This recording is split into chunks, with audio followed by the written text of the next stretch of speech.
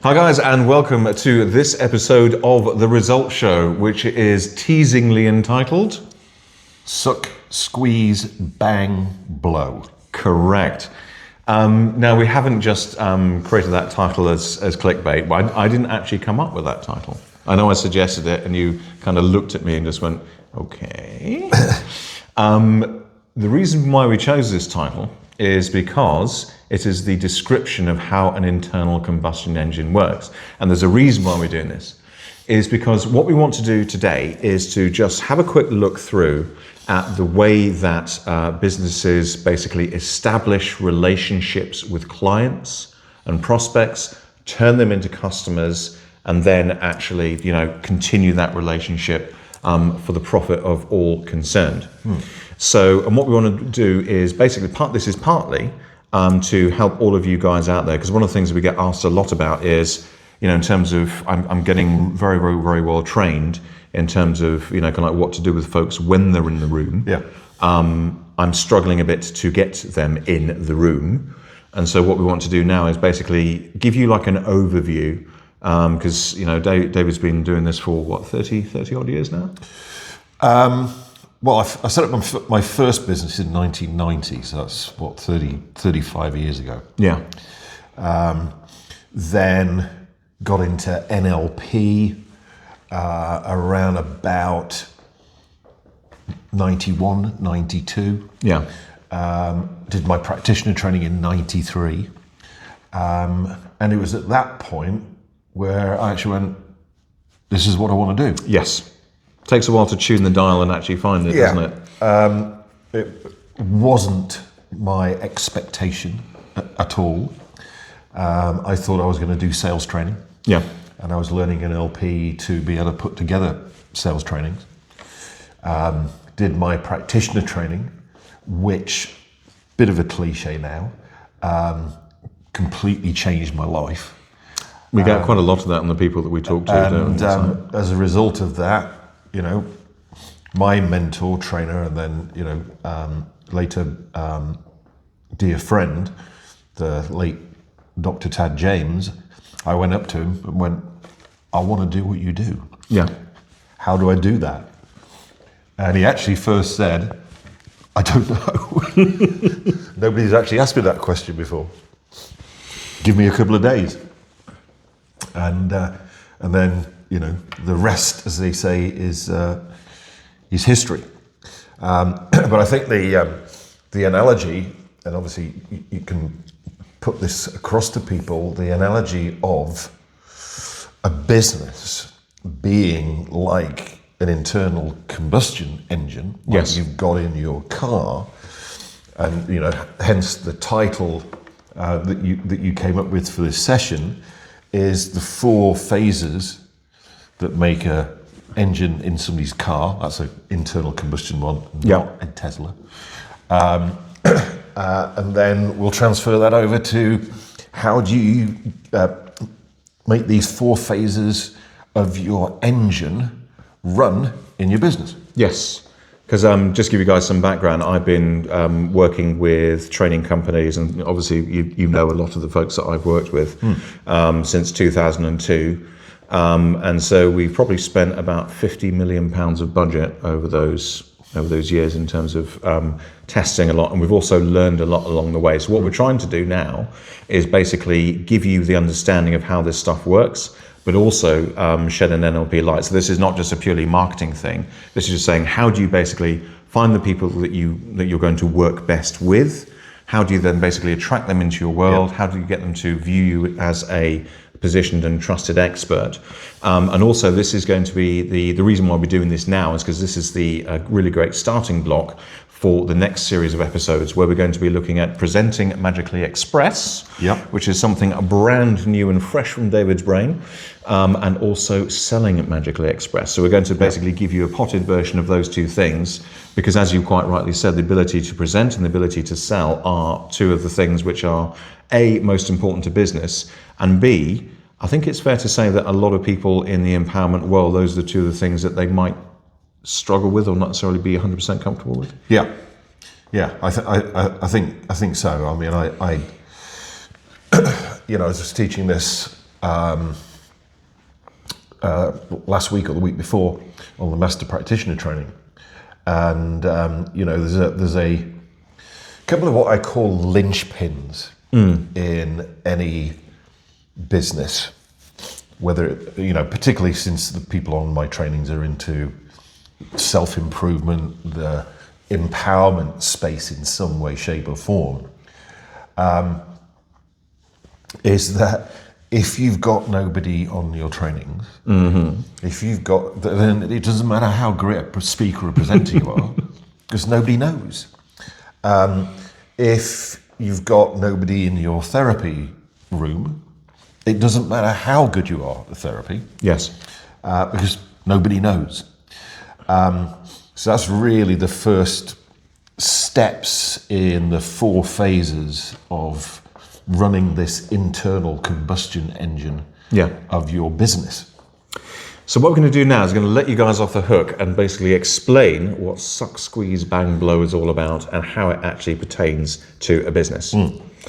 So just a very, very short story. So I had a motorbike back in the day, when I was back at university, and it stopped working. And the AA guy came and had a quick look, and he said, mate, there's only 4 things that will stop an engine from working. He said, it's got no fuel, it's got no air, there's no compression, or there's no spark. He said, if all those things are there, the engine will run. And over the years, it started to get me thinking, because again, both David and I come from an engineering background, because people will come up to me and say, why isn't my business working? Why am I not getting people? Why am I not getting sales? Why am I going bust? And I always remembered what that guy said, because if you actually look at it, the stages of suck, squeeze, bang, blow, which I'll explain to you in 2 seconds, they are exactly the same thing that your business needs to go through. So let's take the engine to start with, and we're not talking about a diesel engine per se. This is like a normal thing with spark plugs and stuff, what a lot of cars out there have got. Yeah. So the engine is, they call it a 4-stroke, because there's 4 basic components to this thing turning fuel into motion. Okay, so you've got the suck bit. The suck bit is where you basically take the fuel and air mixture and you suck it into the cylinder. Then what happens is the piston comes up and it squeezes it. So it takes that mixture and it squeezes it. And when it squeezes it, the temperature of that mixture goes up. When it reaches the top of the cylinder, we have the bang, which is when the spark plug fires and the whole thing explodes. And then you've got the blow, where it's basically forces the piston back down, and that's where the power comes from. Okay, so suck, all the mixture comes in, squeeze, it's raised to explosion temperature, bang, and then blows out. Okay, so how is that analogous to business? The suck bit is basically where we're saying, right, so what kind of customers have we got out there? So it's basically, rather than fuel and air, you can kind of think of it as basically people and product mix. Yeah. Okay, so what sort of people have you got? What sort of customers have you got? And what is it that you are offering them? Yeah, I think those are 2 pieces right at the start that a lot of people don't actually spend enough time on. Yeah. As in, who am I? What am I offering? And who can I provide value to? Yes. Yep. Those are the first 2 pieces. And I talked about this on the master practitioner training, as far as, who are you, what do you do, is your position on the marketplace. Yeah. And until you've done that, you don't know who your potential customers are. Yes. Yeah. Basically, who are you the perfect answer for? Yeah. Whereas, so what a lot of people do is they go straight to advertising. Yes. Which is the squeeze bit, but you don't know you're sucking in first. Yep. So, it's kind of like, whoa, hold back a little bit, what are you going to do? What are you going to offer people? Because until you've got that, you don't know where to place your adverts. There was a client which I was working with whereby, and again, they were doing what's the 1-day thing where everything changes? The 1-day thing where everything changes. Yes, it's where you basically work with them one-on-one Breakthrough sessions. Thank you. So we're basically working with them because they said, I want to do breakthrough sessions and I want to market this. I said, okay, fair enough. So who is it? Who are you getting on the breakthrough session? He said, I don't know. Right. I said, right, okay. It's like kind of anybody. I said, ooh, no, because what you need to be able to do, because don't forget, we get paid based on the value that we provide to people. So, and also with a lot of folks, what they will do is, had you been, just a Firewalk event organizer, yeah, you'd have got good, but the world would have missed out on a tremendous amount of value that you could have added otherwise. If you take all the geniuses in the world and, kind of give them a job sweeping the shelves, then they're only ever going to be as good as that box will allow them to be. So the first thing we then say is, right, is what you're doing actually what you should be doing? If that makes sense. And secondly, who are the right people? Because we need to be able to know that so that you can basically go out and attract them. And this goes back to what we were talking about in the previous thing, which is reticular activation system. When you know who it is you're looking for, then you're going to be able to find them. This is very interesting, actually, because we were talking about this, obviously, before we started filming. And what you've just said has just brought up a memory for me, because before we got into NLP, I used to run Firewalk seminars. Mm-hmm. Went from computer programmer to management consultant to Firewalks. Interesting transition. It was linear, sure. And, we got the first Firewalk that we've ran, we had 100 people on it. And literally, I went to sell door to door to get these people onto the Firewalk seminar, and we got 100 people. But obviously, what we then wanted to do was to sell them something else. But they weren't interested, because what we were attracting, essentially, and this is the suck and the squeeze bit, Yes. were thrill seekers. Yes. So, they weren't interested in personal development. They weren't interested in empowerment. They were going like, okay, what's my next thrill? So it's then, I'm going to do a bungee jump, or I'm going to do free fall parachute jumping, or I'm going to do naked free fall parachute jumping. What was the next thrill for them? And so I'm just picturing what the wind is doing, and it's not pretty. So we got it completely wrong. We were in the wrong market. We'd inadvertently put ourselves into the thrill-seeking market rather than the empowerment market. So we're attracting the wrong people. Yeah, so rather than this being the start of an amazing journey, it's literally just another Polaroid that's on their wall of stuff that they do until one day they do the wrong thing and then it... So... And because interesting enough, what we're going to do at the end is actually flip this on its head, because once you understand the process, we then basically work it through backwards. So hold that thought. So so you basically got your suck, which is like saying, right, okay, so these are the kind of things which I want to offer. These are the kind of things which I want to offer people for. What we then want to do is to basically warm them up to buying temperature. Okay, because what you want to do is basically take them through a process. Now, some people will use free seminars, or they'll use, kind of products or some sort of test drive. What it basically does is it shows the person that this is good for them, that they like working with you, and that's actually something which we're going to come on to. Because for us guys working in the space whereby we are essentially part of the product, then trust is at least as important as a USP. And we've got a whole session on that, haven't we? Because it's so really critical. So once you've got them into basically into your world, what you need to do is to basically install beliefs in their head, which is, this is good for me. This is going to be a really good cost-benefit transaction. So I'm going to get far more back than I'm going to outlay. I'm going to enjoy the process. I trust the outcome. All those bits and pieces. And what that's gradually doing is, just as we're squeezing the fuel and the air together, we're squeezing the people and the product together so that they are then ready to buy.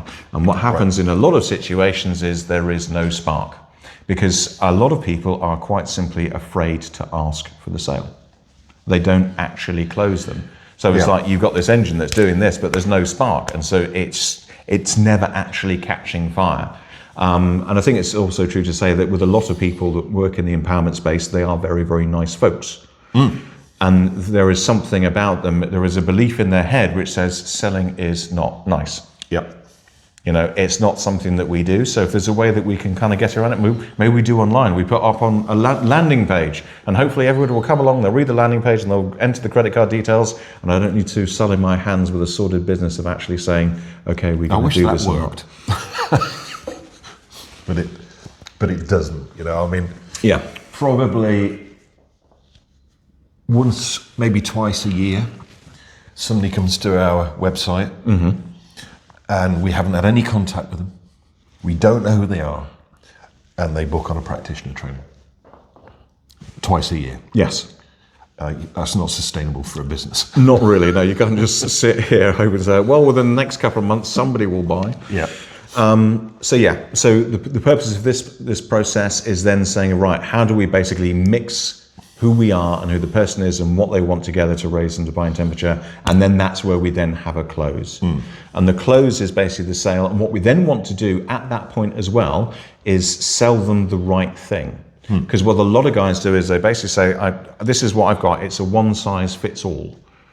Now, that's okay, except that not very, very few markets have something whereby you have one single type of customer, where they all have exactly the same level of budget and appetite.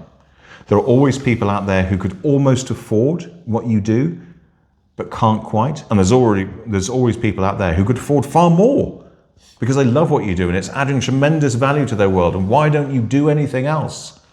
And so it's about saying, right, so when that sale happens, and by the way, the warm-up process is as much us learning about them as it is them learning about us. So we know how to make that sale in a way that makes it, because what we're aiming for here is a win-win. Right. Yeah, this is not, I think a lot of people think that sales is bad because they see it as win-lose. Yeah, they've been sold to in the past, they've got unpleasant recollections of it, where the person ran off probably cackling maniacally in their heads, you know, kind of like counting their money, and they were left with a pup. If we're doing the right thing, if we have taken the time and effort to make ourselves logically that customer's best choice, then that sale is something we can be proud to make. Yep. You know, and also I think as a business person, it's really important that you enjoy being sold to well. Yes. And you enjoy investing your money in something that gives a return. Yeah. Because of and that makes the bang really easy. To be honest with you, it's almost like a bit more like a diesel engine, which actually doesn't have a spark plug, just the compression causes it to ignite, you know. Which is where you get people going, okay, where do I start? Yes, you had me at hello, just because, and again, this comes back to one thing, the other things we were talking about, which is, because what you want to do, with a lot of folks, what they do is they basically start out and they put some money, advertising money out there. What eventually is the best place to be is where word of mouth overtakes your advertising spend. Where if you do a good job, and it may cost a little bit more money to do a good job, but if you do a good job, then suddenly you are saving so much money because everybody says, go to those guys. They are brilliant, they know what they're doing, fantastic all the way through. So going that extra mile will save you huge amounts of money in the long run. It's something that, you know, one of my other mentors, Uncle George Niobe, used to say to his students. He'd say, when you look good, I look great. When you look bad, I look awful. So you better go out there and look good. Yes. And, you know, what I think Pete's saying here is deliver way beyond expectation to your clients, because they will be your best adverts. I was working as a business analyst for Hitachi, and I got to work with some process engineers. And basically, a lot of it's like flow charting and stuff like that. But I love the fact that they open the session with, what does brilliant look like? Because that's not a question I'd ever heard anybody answer before. And I think it was like a complaints process. And they said, right, what does an amazing complaints process look like? And suddenly all these ideas started coming out. Well, you could do this, and you could do that, you could do that. And then you work out how much of those you can get to, kind of given the budget that you have. But by starting out with a question, what does brilliant look like? At each touch point along the journey, what's going to blow people away? You might not always be able to get there, but there's also quite a few bits and pieces where it just takes, things like handwritten card. I don't know about you, but if I'm buying something online and someone actually said, thanks for buying, really appreciate it. You go, oh, I bought a toner cartridge recently, had a mint aero. Oh, right. They just dropped a mint aero and said, thanks for buying for us, enjoy the mint aero. And it's like, oh, that's brilliant. Well, I know Sally's brother, John Davies, used to sell cars. In fact, the first performance partnership office was above the car dealership that he worked for in Farnborough. Oh, okay. And one of the things he did was he would send all of his customers cars a birthday card. Nice. When they'd had the car for a year, here's a birthday card wishing your car a happy birthday. Hope you're still enjoying it, etc., Yes. etc., etc. And this is where the blow bit comes in. Beautiful segue. Nicely done. That's what people go like, oh, the next time I want to change my car, Yes. I'm going to go see John. Or a friend of mine, family, whatever, is in the market for a car. Yeah. Send them to John. And this is the key thing. If you take nothing else away from this, just remember this. You've spent money to acquire that customer. If you have one transaction with them, and then that's it, then basically what you've done is you paid for something, but you're not using it.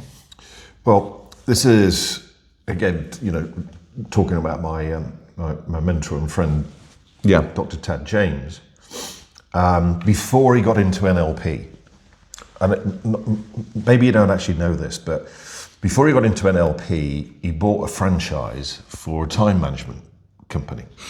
Okay. And he ran a time management training. And people loved it. And they would come up to him at the end of the 2 days and go, this was fantastic, what else do you do? And the answer was, nothing. So, he was delivering. Fantastic. People loved this time management training, but there wasn't anything else to sell them. Yeah. So literally, he was leaving money on the table. And it was after that he discovered NLP. And he discovered NLP because he was in California and this person called Tony Robbins was doing a firewalk. I think I've heard of him. And Tad went along, not to walk on fire, he just went along to watch. Yes. And, he thought, blimey, if you can use NLP to get people to take their shoes off and walk on burning coals, what else can you use it for? Yeah. And that's when he went like, okay, I can use NLP in my management consulting business.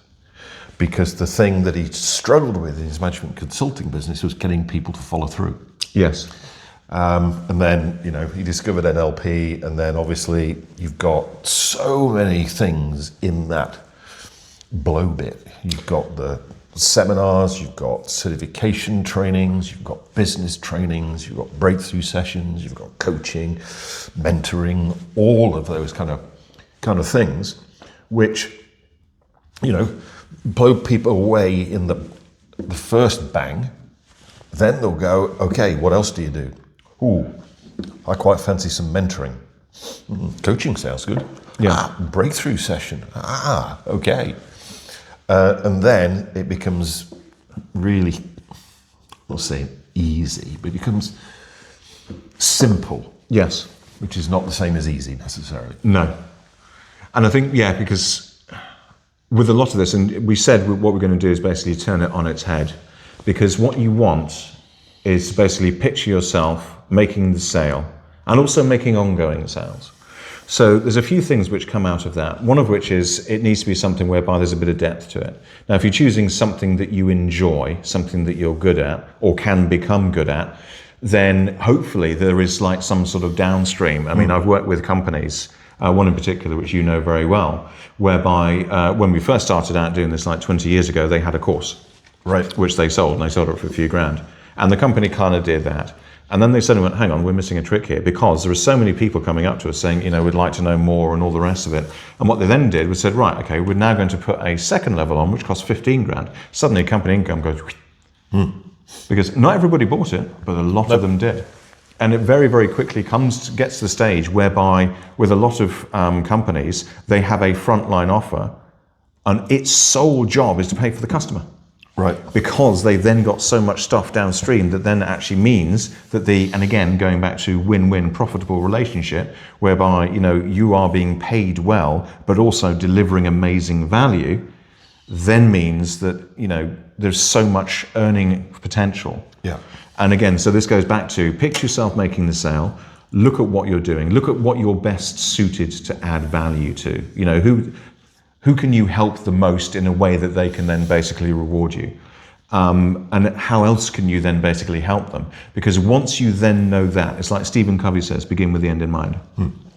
Once you then know that, then actually saying, right, so I remember Sally did this with me a long time ago when I was like talking about, like doing various things. And she said, okay, and I think it's probably timeline therapy, you can correct me on this.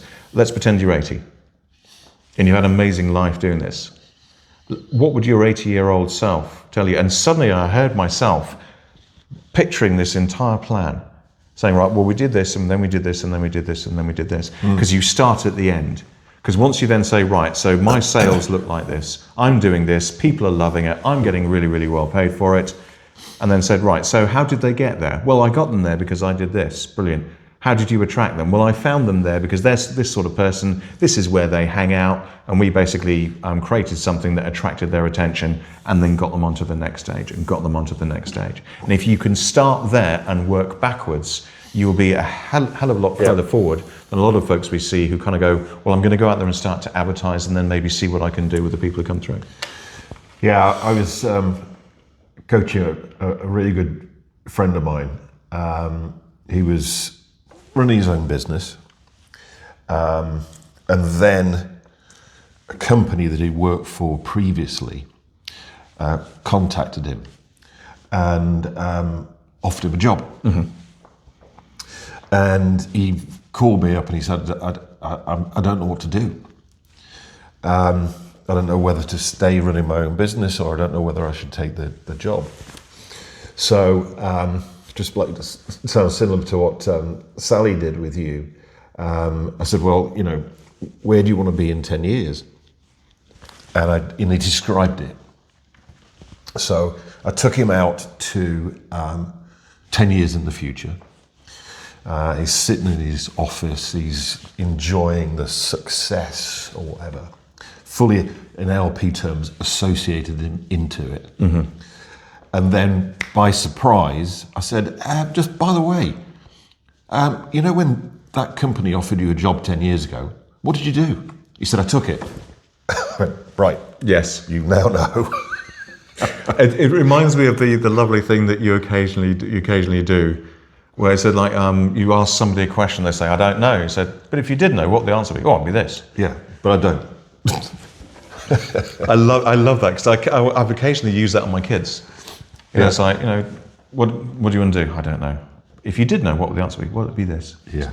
Interesting. And then now when I do that with people, they go, yes, you're doing an LP on me, aren't you?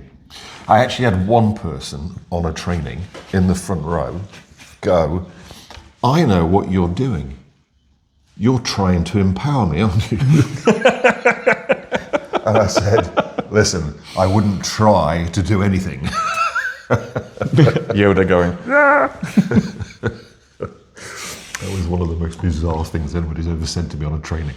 yes. I know what you're doing. You're trying to change my life for the better, aren't you, you swine? Indeed. So I think that's pretty much covered suck, squeeze, bang, blow. So, and like I say, the reason why I think it's really, really powerful is because if you're not having success doing what you're doing, just remember to go back to the basics. Yeah. So just think in terms of, are the customers out there? Do the customers want what you've got? Do you have a process of engaging them that basically is enjoyable, is easy enough for them to basically take you up on, to actually go through? Are you effective at closing the deal? And also, do you then have something that you got downstream?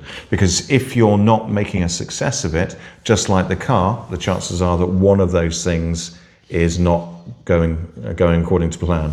The other lovely thing which I liked about it was, and again, just to go back to the story that we started off with, what the RAC guy or the AA guy did was he took a screwdriver and he put it into a little screw and he gave it a quarter of a turn. And sometimes that's all it takes. Yep. It's just knowing which screw to turn. Yeah, absolutely.